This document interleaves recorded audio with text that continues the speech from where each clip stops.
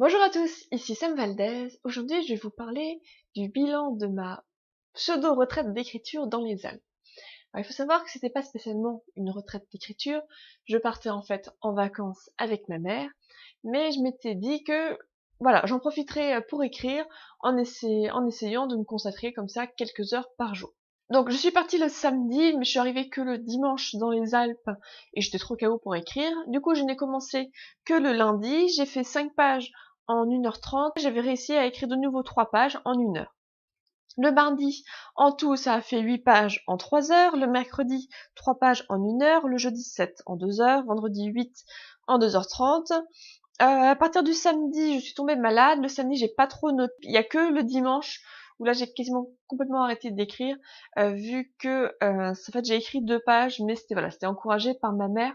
Et le lundi, du coup, je suis partie. Donc, au final, en fait, les jours où j'ai moins écrit, c'est parce que j'étais pas forcément disponible. Le reste du temps, chaque fois, j'essayais de me consacrer comme ça 1h30, 2 heures, 2 heures et demie, juste l'écriture. C'est-à-dire vraiment, je n'avais que moi et mon ordinateur. C'est pour ça aussi que je me mettais dans un parc. Je me chronométrais pour savoir du coup exactement combien de temps j'avais écrit.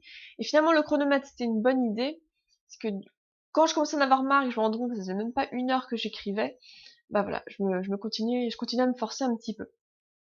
Si vous faites le total de toutes les pages que je vous ai données, on n'arrivera pas à ce que je vais vous annoncer là, parce que au final, j'ai écrit entre 40 et 50 pages sur place. Alors, faut savoir que les pages que je vous ai données avant, c'est vraiment en nombre de pages écrites. Donc, si j'écrivais qu'une demi-page, je ne comptais qu'une demi-page. Alors que les 40 à 50, c'est en page Word. Au final, moi, j'étais assez contente, surtout qu'on voit que plus le temps passait, plus j'étais habituée à écrire beaucoup en peu de temps.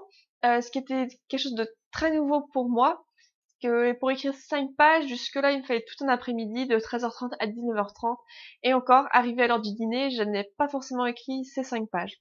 Je pense refaire cette expérience sur un week-end un peu prolongé, samedi, dimanche, lundi, où là, pour le coup, ce serait vraiment 3 jours que je consacrerai entièrement à l'écriture, en faisant des pauses bien sûr. Je pense que je ferai des sessions de 2-3 heures d'écriture interrompues par 1 heure de pause. Si j'ai réussi à écrire autant en si peu de temps, c'est parce que en amont, j'avais fait vraiment du gros travail. J'avais vraiment débroussaillé tous les chapitres que je comptais écrire. Je les avais vraiment détaillés au maximum pour que, au moment de l'écriture, j'ai juste à lire le paragraphe qui correspondait et que je puisse écrire d'un coup. Le résumé, je l'avais fait au début de l'été, donc là je suis allée à la fin de l'été, donc c'était encore assez frais dans ma tête, et du coup comme ça je pouvais vraiment écrire sans problème, parce que je savais où j'allais dans mon intrigue, je savais exactement ce qui devait passer, quels étaient les éléments clés à donner à ce moment-là dans ce chapitre-là, et du coup ça fait gagner beaucoup de temps.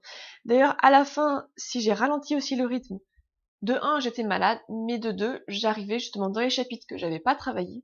Parce que honnêtement, j'avais pas pensé que j'avancerais autant, que j'écrirais autant, et que tous les chapitres que j'avais travaillés, je pensais pas qu'ils seraient déjà rédigés.